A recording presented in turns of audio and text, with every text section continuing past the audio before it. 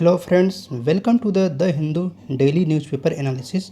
Today at the 9th of the August 2023, we will discuss daily editorial and current affair. आज 9 अगस्त 2023 है। 9 अगस्त 1942 को भारत छोड़ो आंदोलन शुरू हुआ था। उसी के टाइम पर देख रहे हैं हम आज का न्यूज़पेपर। इसमें काफ़ी ज़्यादा इम्पॉर्टेंट पार्ट ये है कि प्राइम मिनिस्टर नरेंद्र मोदी के खिलाफ नो ट्रस्ट या नो कॉन्फिडेंस मोशन कल 8 अगस्त से शुरू हो चुका है और उसकी चर्चा पार्लियामेंट में चल रही है और वहाँ पर काफ़ी नोकझोंक देखने को मिल रही है। इसी क्रम में हम देखते हैं कि नो कॉन्फिडेंस मोशन एक्चुअल में है क्या, आखिर क्या क्या इसके प्रोविज़न है और अब तक कितने प्रधानमंत्री हैं जिनको नो कॉन्फिडेंस लाया जा चुका है और कितने ऐसे हैं जिनको नो कॉन्फिडेंस से लाने के बाद हटाया भी जा चुका है। अगर बता दें, Pandit Jawaharlal Nehru first prime minister थे, उनके ऊपर भी नो कॉन्फिडेंस मोशन लगाया गया था। कोई प्रधानमंत्री बचा नहीं है जिसके ऊपर न लगाया। Jawaharlal Nehru, Lal Bahadur Shastri, Indira Gandhi, Morarji Desai, Rajiv Gandhi, VP Singh, Chandrashekhar, PV Narasimha Rao, H D Devegowda, Atal Bihari Vajpayee, Manmohan Singh, Narendra Modi, सभी के ऊपर लाया गया है ये नो कॉन्फिडेंस मोशन। तो इसलिए काफ़ी ज़्यादा इम्पॉर्टेंट हो जाता है ये देखना कि आखिर क्या क्या इसके प्रोविज़न है। तो आइए देखते हैं नो कॉन्फिडेंस मोशन एक्चुअल में होता क्या है। तो नो कॉन्फिडेंस मोशन की सबसे खास बात यह है कि ये सिर्फ और सिर्फ लोकसभा यानी lower house of the parliament में केवल ये इंट्रोड्यूस किया जा सकता है और इसके लिए कम से कम 50 लोकसभा मेंबर के सपोर्ट की आवश्यकता होती है। उसके बाद वो लोग अप्लीकेशन देते हैं स्पीकर के पास, स्पीकर को परमिशन देते हैं, तब फिर जा कर के ये वहाँ पर ये शुरू किया जाता है। इसके लिए जो है मोशन जो शुरू किया जाता है वो under sub rule second and third of the rule of 198 of the Lok Sabha. तो लोकसभा का जो रूल नंबर 198 है 16th एडिशन का, उसी के क्लाज के अकॉर्डिंग ये एक्शन लिया जाता है। अगर मोशन जो है पास हो जाता है तो फिर आगे वहाँ डिबेट होता है और अगर डिबेट में जो है सरकार हार जाती है तो इस्तीफा देना अनिवार्य हो जाता है। बता दें, सबसे पहले जो है नो कॉन्फिडेंस मोशन जेबी कृपलानी ने पहली बार लाया था लोकसभा के फ्लोर पर। उसके पीछे का कारण ये था, भारत चाइना का युद्ध चल रहा था 1962-63 में। उसके बाद 1962 में भारत सरकार ने एयरफोर्स का प्रयोग नहीं किया, जिसकी वजह से भारत सरकार का बहुत नुकसान हुआ और फाइनली भारत हार गया चाइना से। जिसके बाद से जेबी कृपलानी ने जवाहरलाल नेहरू खिलाफ जो है नो कॉन्फिडेंस मोशन अगस्त 1963 में लाया था। ये अगस्त 2023 में चल रहा है और 1963 के अगस्त में भी नो कॉन्फिडेंस मोशन आया था। तो इस तरीके से हम देखते हैं कि नो कॉन्फिडेंस मोशन जो है हमेशा बहुत शुरुआती चरण से ही भारत में सक्रिय हो गए हैं और इंदिरा गांधी ने सबसे ज़्यादा 15 बार नो कॉन्फिडेंस मोशन को फेस किया है। लाल बहादुर शास्त्री जो बहुत शांत प्रकृति के व्यक्ति थे, उनके ऊपर भी 3 बार 2 साल के कार्यकाल में 3 बार नो कॉन्फिडेंस मोशन झेले थे। पीवी नरसिम्हा राव 5 साल के कार्यकाल में 3 बार झेले थे। मोरारजी देसाई 2 साल में 2 बार।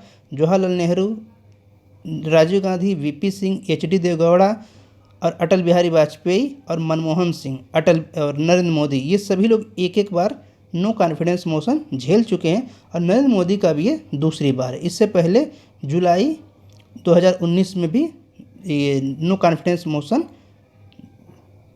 प्राइम मिनिस्टर नरेंद्र मोदी के खिलाफ हुआ था। इस तरीके से हम देखते हैं कि ये नो कॉन्फिडेंस मोशन जो है काफ़ी खतरनाक भी रहा कुछ लोगों के लिए। जैसे अटल बिहारी वाजपेयी की सरकार अप्रैल 1999 में जो है इसलिए सिर्फ गिर गई थी क्योंकि 269 या 270 वोट पाए थे और वो जो है 272 का जो है आंकड़ा, जो 273 का आंकड़ा वो न टच कर पाने वजह से सरकार गिर गई थी। अगर देखा जाए तो केवल अटल बिहारी की सरकार नहीं गिरी है, उनसे पहले 12 जुलाई 1979 को 12 जुलाई 1979 को जो है मोरारजी देसाई की सरकार गिर चुकी है। फिर बीपी सिंह, एच.डी. देवगौड़ा को भी नो कॉन्फिडेंस मोशन से ही हटाया गया था और चंद्रशेखर जो थे उनके पास नो कॉन्फिडेंस मोशन आने से पहले ही उनके पास मेजॉरिटी पावर थी नहीं, इसलिए उन्होंने क्या किया, नो कॉन्फिडेंस मोशन आने से पहले ही इस्तीफा दे दिया था। इस तरीके से हम देखते हैं कि प्राइम मिनिस्टर के जो क्रम हैं, हाँ बता दें, मनमोहन सिंह के खिलाफ भी 2008 में नो कॉन्फिडेंस मोशन आया था। तो इस तरीके से देखते हैं सभी लोग कभी न कभी झेले हैं। इंद्र कुमार गुजराल बस नहीं झेले हैं, अदरवाइज सभी लोग नो कॉन्फिडेंस मोशन झेले हैं। सबसे ज़्यादा इंदिरा गांधी ने 15 बार झेला है और अब है नरेंद्र मोदी की बारी। अगर ये जो नो कॉन्फिडेंस मोशन चल रहा है, अगर ये पास हो गया तो क्या होगा? अगर ये नो कॉन्फिडेंस मोशन पास हो गया तो जिस तरीके से मोरारजी देसाई की सरकार गिर गई थी और जो है चंद्रशेखर की बीपी सिंह की सरकार गिर गई थी, अटल बिहारी वाजपेयी की सरकार गिर गई थी, उसी तरीके से प्राइम मिनिस्टर नरेंद्र मोदी की भी सरकार गिर सकती है। परंतु इसकी चांसेज कम है। इसके पीछे कारण है कि सरकार के पास करीब करीब 60% मेजॉरिटी है। 50% मेजॉरिटी चाहिए, 50% +1 मेजॉरिटी चाहिए, लेकिन सरकार के पास 60% के अप्रॉक्स मेजॉरिटी है। इसलिए संभावना है कि ये सरकार न गिरे। जब नरेंद्र मोदी की सरकार के गिरने की कोई संभावना नहीं दिख रही है, फिर भी विपक्ष ने नो कॉन्फिडेंस मोशन क्यों लाया, एक बड़ा क्वेश्चन है। दूसरा बड़ा क्वेश्चन, इस हालात में भी स्पीकर ने परमिशन क्यों दिया? क्योंकि उनको खुद पता है कि सरकार जो है मेजॉरिटी सुपर मेजॉरिटी में है, 60% की मेजॉरिटी में है। इसके पीछे का कारण ये है, विपक्ष का खुद कहना है कि उसका मेन मंशा है मणिपुर में जो वायलेंस हुए हैं उस पर प्राइम मिनिस्टर नरेंद्र मोदी कुछ बोल नहीं रहे। वो अमेरिका, फ्रांस, कहीं विदेश में घूम रहे हैं, कभी अपने देश में घूम रहे हैं, लेकिन वो मणिपुर में न जा रहे हैं और न कुछ बोल रहे हैं। तो उनको पार्लियामेंट के अंदर ला करके मणिपुर वायलेंस केस पर कुछ बोलने के, उकसाने के एक प्रक्रिया के तहत ये काम हो रहा है। इस तरह से हम देख सकते हैं कि नो कॉन्फिडेंस मोशन जो है, इसलिए पार्लियामेंट में काफ़ी ज़्यादा नोकझोंक हो रही है।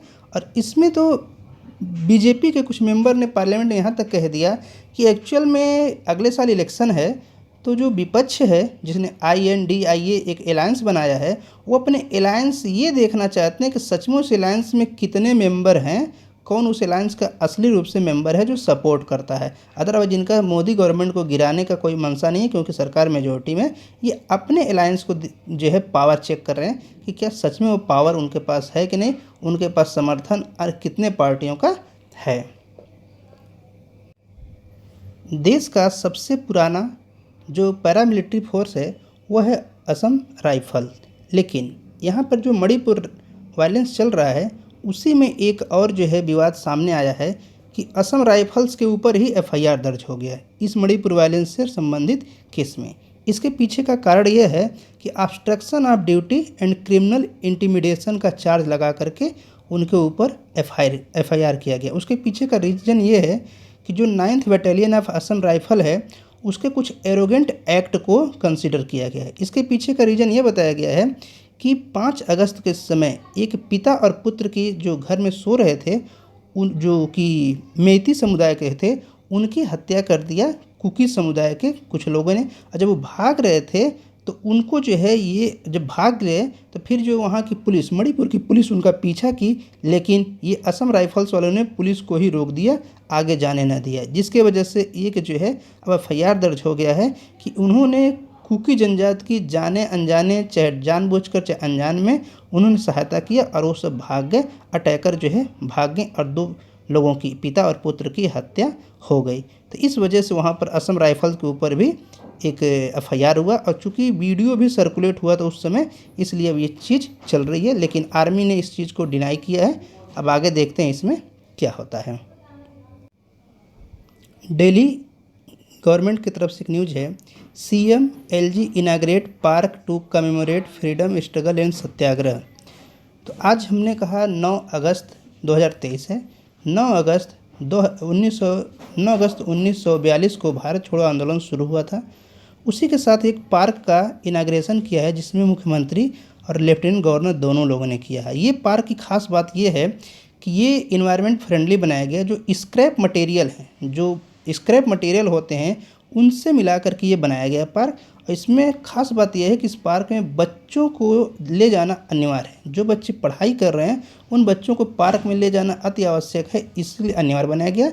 और साथ ही साथ उसमें कोई एंट्री फ़ी नहीं लगेगी। अब पब्लिक के लिए सिर्फ एक दिन, वेडनेसडे, बुधवार के दिन केवल खोला जाएगा। इसके पीछे का कारण ये है कि बच्चों को प्रॉपर उसमें टाइम मिल सके, इसलिए ये काम किया गया है, जो कि एक सराहनीय पहल है, क्योंकि इन्वायरमेंट को ध्यान में रखते हुए और बच्चों के समृद्धि के लिए, उनके विकास के लिए आवश्यक है।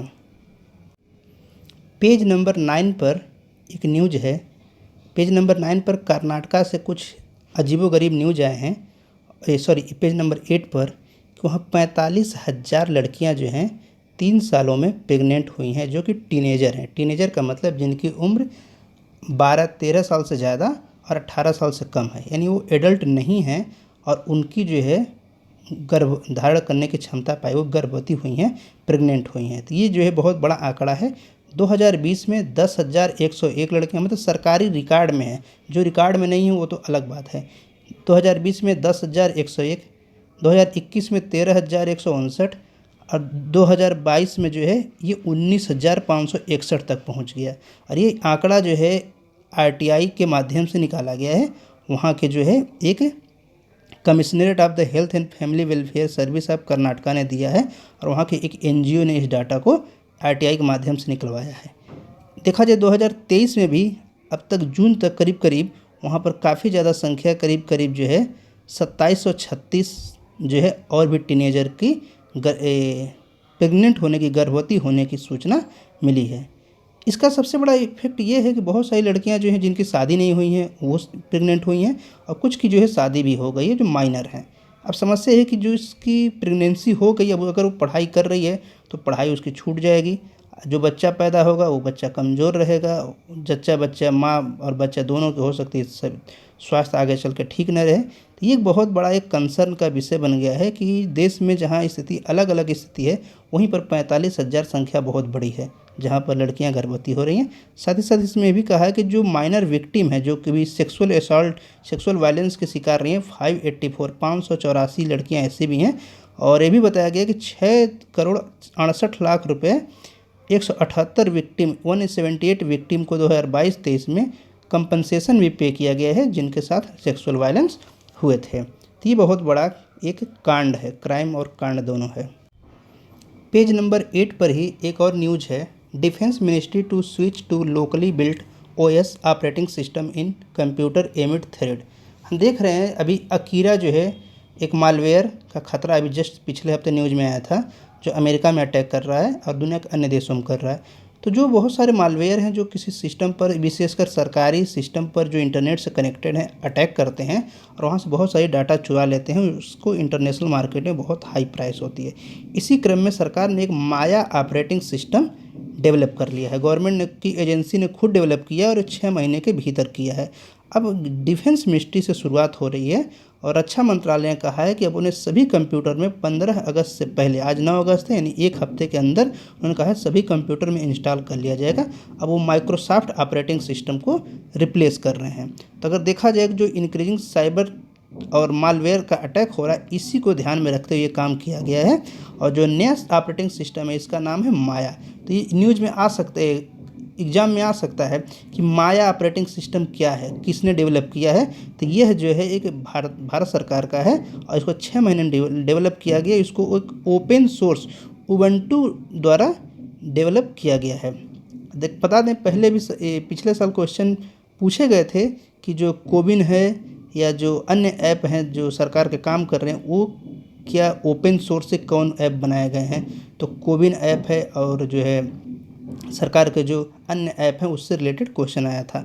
तो ये माया जो है इंटरफेस जो है, एक्चुअली फंक्शन की बात की जाए तो ऑपरेटिंग सिस्टम विंडो की तरह ही लगभग है और उसके बहुत कम डिफरेंस होगा। अगर कोई प्रयोग करता है तो बहुत कम इसमें डिफरेंस देखने को मिलेगा।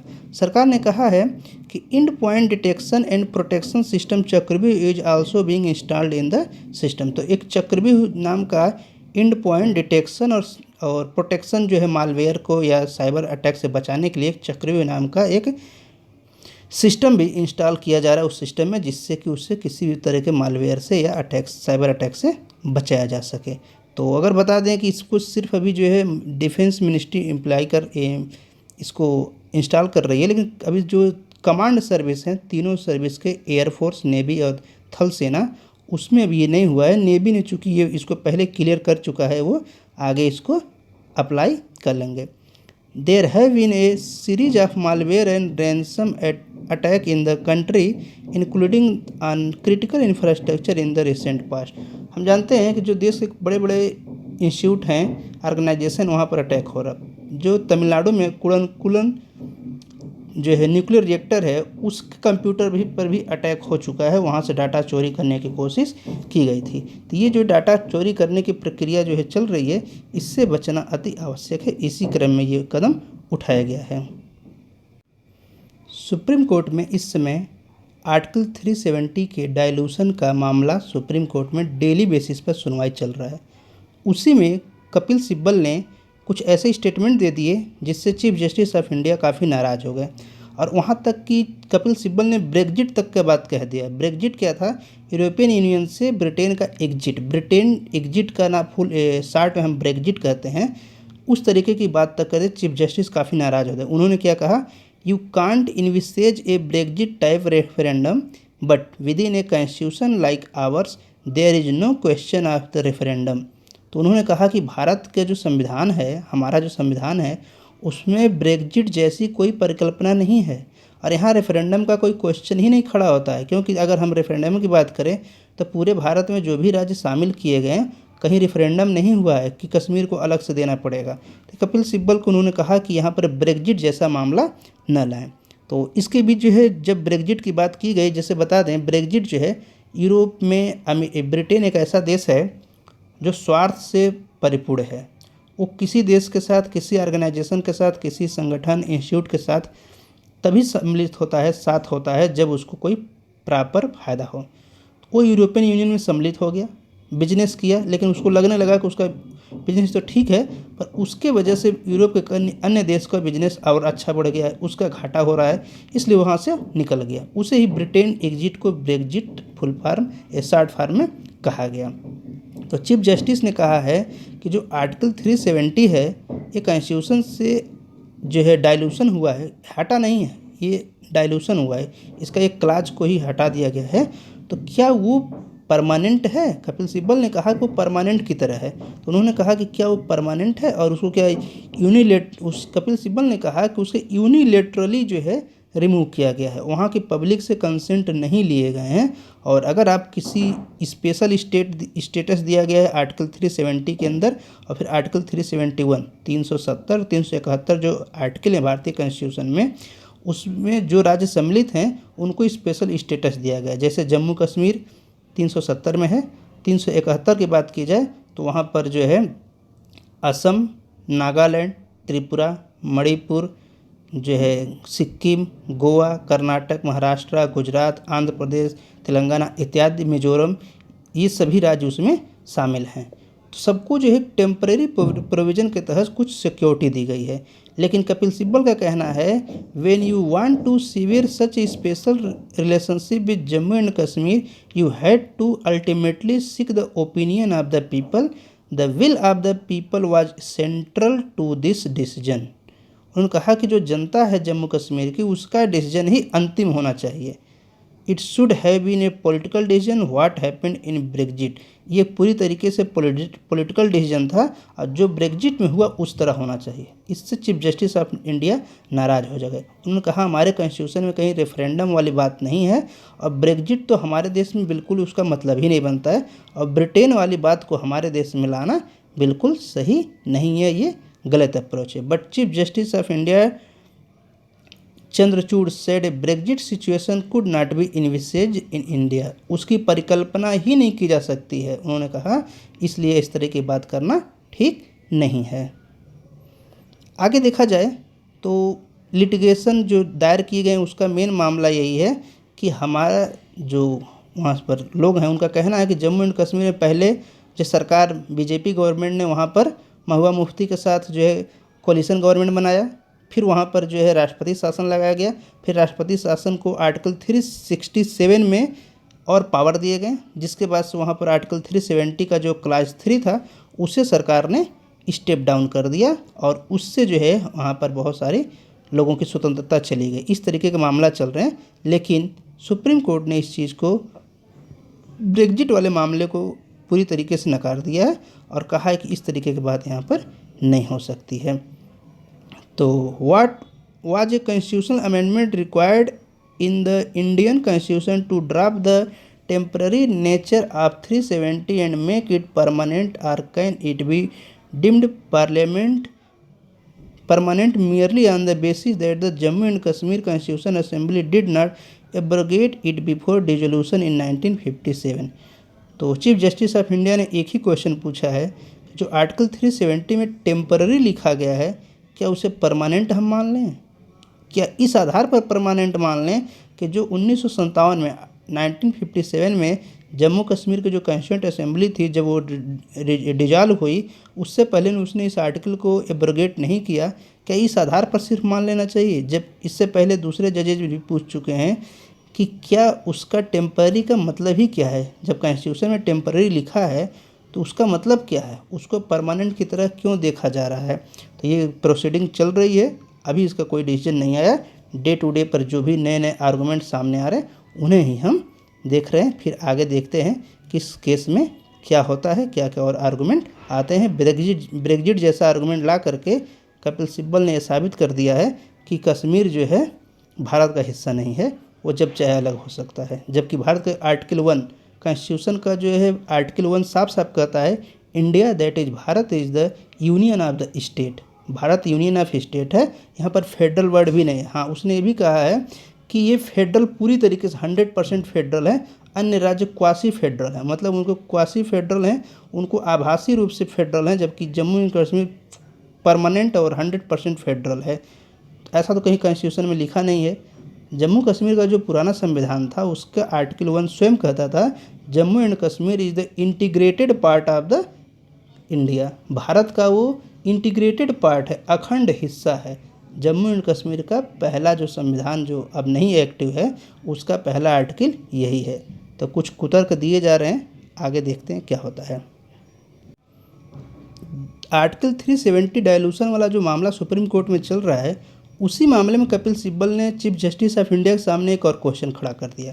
दरअसल मामला ये हुआ कि जो farmer chief justice of India Ranjan Gogoi हैं, प्रेजेंट टाइम में वो राज्यसभा के नॉमिनेटेड मेंबर हैं, और राज्यसभा में एक बिल पेश हुआ है दिल्ली सर्विस से संबंधित है। इसका नाम है national capital territory of Delhi amendment bill 2023।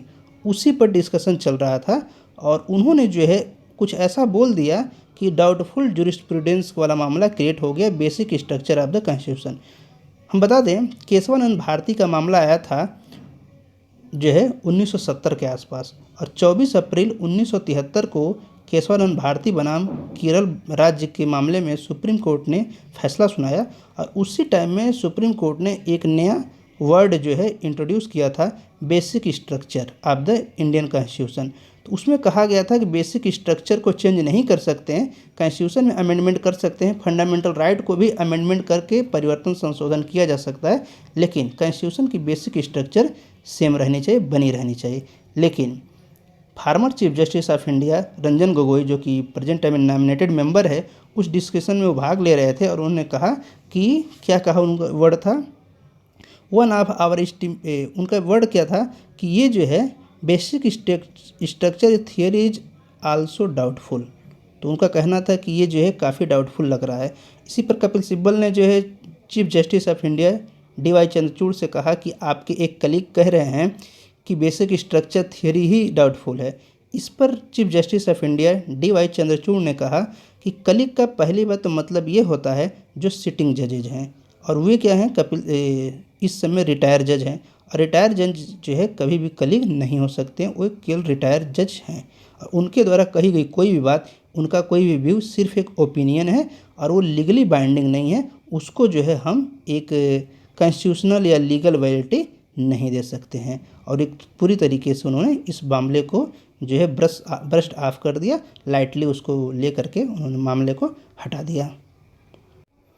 चूँकि नो कॉन्फिडेंस मोशन चल रहा है, तो इसी क्रम में अब अखबार भरे रहेंगे नो कॉन्फिडेंस मोशन से। आर्टिकल 15 पेज नंबर 15 पर एक और खबर है, no confidence motion is sign of mistrust within INDIA block, prime minister का कहना है। अभी हमने पहले कहा प्राइम मिनिस्टर ने कहा है, वो अपने क्या करते हैं, हर हफ्ते हर पॉलिटिकल पार्टी एक मीटिंग अपनी करती है। उसी मीटिंग में प्राइम मिनिस्टर ने कहा कि एक्चुअल में जो INDIA ब्लॉक बना है उसमें वो खुद मिसट्रस्ट है उनके अंदर कि कौन कौन पॉलिटिकल पार्टी उसमें सम्मिलित हैं, किनका अपना जो है संगठन बनाना है, किनका नहीं बनाना है, उसी को लेकर के ये चल रहा है। आगे देखा जाए, इस समय राज्यसभा में बहुत ज़्यादा उपद्रव चल रहे हैं, जिसके वजह से लोग बाइकाट कर रहे हैं बिल का, उस पर वोटिंग भी नहीं कर रहे, मतलब अगेंस्ट भी वोटिंग नहीं कर रहे हैं, राज्यसभा को ही छोड़ करके चले जा रहे हैं। इसी तरह के केस आए हैं कि राज्यसभा ने फिर से 4 बिल ऐसे पास कर दिए जिसमें अपोजिशन पार्टी वाले थे ही नहीं, वो वहाँ से उठ करके चले गए। मतलब ये बहुत गलत प्रैक्टिस है। अगर कोई बिल समझ में नहीं आता है, अगर लगता है कि वो ठीक नहीं है, उसके प्रोविज़न ठीक नहीं है, तो वहाँ पर उसके अगेंस्ट में वोट डालना चाहिए, न कि उठ के चले जाना चाहिए। तो ये बहुत गलत प्रक्रिया है और इसी के तहत जो है 4 बिल ऐसे इसी मानसून सेशन में पास हुए हैं जिसमें कोई भी मेंबर अपोजिशन का शामिल ही नहीं था। केवल एक बिल जो है जो पास हुआ है, national capital territory of Delhi amendment bill 2023, उसमें ही केवल वो सब जो चर्चा में भाग लिए थे, अन्य में कोई भाग नहीं लिए हैं। इस तरीके से हम देखते हैं कि जो है the inter service organisation command control and discipline bill, the Indian institute of management amendment bill, the national dental commission bill और national nursing and midwifery commission bill, 4 bill को जो है सरकार ने पास कराया है जहां पर अपोजिशन था ही नहीं। अगर बता दें, इस बिल में जो प्रोविज़न है, इसमें एक्चुअल में जो चीज़ें लॉ ऑलरेडी एग्जिस्ट कर रही हैं उसी में थोड़ा सा चेंजिंग करने के लिए परिवर्तन लाया। जैसे आईएम की बात की जाए तो आईएम का बिल जो है वो ऑलरेडी था, उसके पास कुछ पावर दिए गए, लेकिन वहाँ पर जो एडमिनिस्ट्रेशन सही से नहीं चल रहा है, इसलिए उसके में थोड़े से प्रोविज़न चेंज करने के लिए लाए गए। The IIM bill moved by education minister Dharmendra Pradhan was to make president the visitor of IIMs. तो IIM Indian institute of management है, अब प्रेसिडेंट ऑफ इंडिया उसके विजिटर काउंट होंगे और वहाँ पर जो एक्चुअल में उनकी ऑटोनॉमी है, उनको अपने एकेडमिक अकाउंटेबिलिटी है, उसमें चेंजिंग नहीं आएगी। केवल और केवल उनके जो मैनेजमेंट की अकाउंटेबिलिटी है उसमें थोड़ी सी चेंज करेंगे, ऑटोनॉमी में चेंजिंग नहीं। एकेडमिक अकाउंटेबिलिटी और ऑटोनॉमी ऑफ द इंस्टीट्यूशन में चेंजिंग नहीं आएगी, उनके जो वर्क कल्चर है उसी में थोड़ा चेंजिंग आएगा।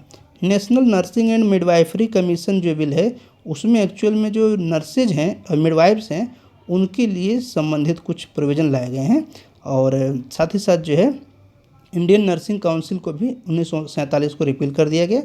This bill is for the regulation and maintenance of the standard of education and services. तो उनके एजुकेशन सर्विस जो है नर्सिंग कॉलेजों के हैं, उन्हीं के रेफरेंस में बिल लाया गया है। साथ ही साथ देखा जाए national dental commission bill, this bill are part of government effort to improve quality of education in the health care sector. तो हेल्थ केयर सेक्टर में जो इम्प्रूवमेंट लाने के लिए ये बिल लाए गए हैं। एक परम सत्य बात, बच्चे कभी मोबाइल से नहीं पढ़ते हैं।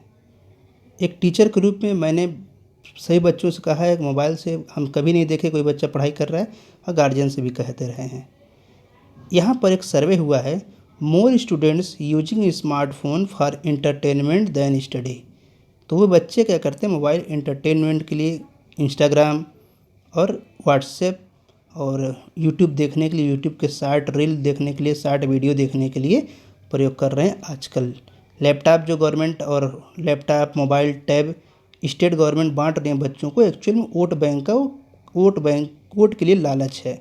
उससे कोई बच्चा मोबाइल, टैब या लैपटॉप से पढ़ाई नहीं कर रहे हैं, बल्कि वो बच्चे क्या कर रहे हैं, इंस्टाग्राम पे वीडियो देख रहे हैं, यूट्यूब पर वीडियो देख रहे हैं, कुछ पोर्न भी देख रहे हैं, कहीं अन्य एक्टिविटी में व्यस्त हैं, कोई व्हाट्सएप पर व्यस्त है। तो उसे पढ़ाई जबकि घट ही रही है। तो ये बहुत बड़ी एक दुर्व्यवस्था है, जिसको एक सुशासन का नाम दे करके बच्चों के वेलफेयर के नाम पर उनको और भ्रमित ही किया जा रहा है। तो ये जो है सर्वे में भी निकल करके आया और पूरे देश में सर्वे जो है 6229 बच्चों पर हुआ है और 21 स्टेट 21 राज्यों में सर्वे कराया गया। उसमें पाया गया कि स्मार्टफोन का प्रयोग बच्चे एंटरटेनमेंट के लिए कर रहे हैं, बहुत कम संख्या है जो एक्चुअल में बच्चे पढ़ाई कर रहे हैं। तो ये सही है, स्मार्टफोन से पढ़ाई नहीं होती, पढ़ाई किताबों से होती है। नेक्स्ट न्यूज़ है, why no disaggregated data on tribal population asked house panel. जो ट्राइबल पॉपुलेशन है भारत में हर राज्य में है, लेकिन जैसे कि पंजाब में नहीं है, लेकिन वहीं देखा जाए तो अरुणाचल प्रदेश, असम, त्रिपुरा, मिजोरम, झारखंड, उड़ीसा, छत्तीसगढ़, मध्य प्रदेश, गुजरात, महाराष्ट्र, आंध्र प्रदेश, इधर जो है बहुत ज़्यादा संख्या है। लेकिन इनका जो है पूरा डाटा सरकार के पास है नहीं। उनके हेल्थ कंडीशन क्या है, उनके जो है एजुकेशन की स्थिति क्या है, इन सब पर डाटा ही नहीं है। तो इसी को एक पैनल ने पूछा है, parliamentary committee on the empowerment of women ने जो है पूछा है हाउस से यानी पार्लियामेंट से कि इनका जो है यूनियन गवर्नमेंट के पास डाटा ही नहीं है और सरकार डाटा कलेक्ट क्यों नहीं कर रही है। सरकार जो है इस रेफरेंस में काम करना चाहिए और डाटा कलेक्ट करे कि ट्राइबल की सिचुएशन क्या है, उनकी हेल्थ कंडीशन क्या है, वहाँ के महिलाओं की हेल्थ कंडीशन क्या है, वहाँ पर शिक्षा कैसी है, उनके रोज़गार कैसे, इन्हीं सब के बारे में डाटा कलेक्ट करने की बात की गई है। तो आगे बढ़ते हैं तो हम देख रहे हैं कि अब यहाँ पर है इंटरनेशनल न्यूज़, लेकिन इंटरनेशनल न्यूज़ में इंडिया से रेफरेंस में कोई न्यूज़ नहीं है। इमरान खान को जो है 5 साल की जेल हुई है और 3 साल की जेल हुई है और वहाँ के इलेक्शन पैनल ने जो है 5 साल के लिए चुनाव पर रोक लगाने की बात कह दिया है। अब वहाँ पर घोषणा हो गई है। डोनाल्ड ट्रंप अमेरिका के पूर्व राष्ट्रपति, उन्होंने क्या कहा, prosecutors are seeking to restrict my right to free speech. तो ट्रंप का कहना है कि राइट टू एक्सप्रेशन का हनन हो रहा है, तो उनके ऊपर केस चल रहा है जो राष्ट्रपति चुनाव हारने के बाद उन्होंने कैपिटल हिल यानी प्रेसिडेंट ऑफिस ऑफ पार्लियामेंट पर हमला कराया था, ऐसा उनके ऊपर आरोप है। मैं नहीं कह रहा हूँ, आरोप है। तो बस यही है। इसके बाद जो है मूडी डाउनग्रेड यूएस बैंक से मोर टू कम। मूडी जो है एक संस्था है और उसने जो है सरकार का एक जो स्टैंडर्ड होता है उसे डाउनग्रेड कर दिया है। तो इसी से संबंधित इसमें न्यूज़ है, लेकिन वो एक बहुत बड़ा न्यूज़ तब बन के आएगा जब थोड़ा एक्शन होगा। तो हम थोड़ा देखते हैं कल परसों तक मीडिया में क्या खबर आती है। तो इस चैनल पर आने के लिए, वीडियो देखने के लिए आपको थैंक यू। अगर चैनल पर नए हैं तो चैनल को सब्सक्राइब करें, लाइक करें, शेयर करें, ज़्यादातर लोगों तक पहुंचाएं। और फिर मिलते हैं नेक्स्ट वीडियो में जो कि एडिटोरियल सेक्शन का होगा, क्योंकि एडिटोरियल सेक्शन को हम अलग से डिस्कस करते हैं।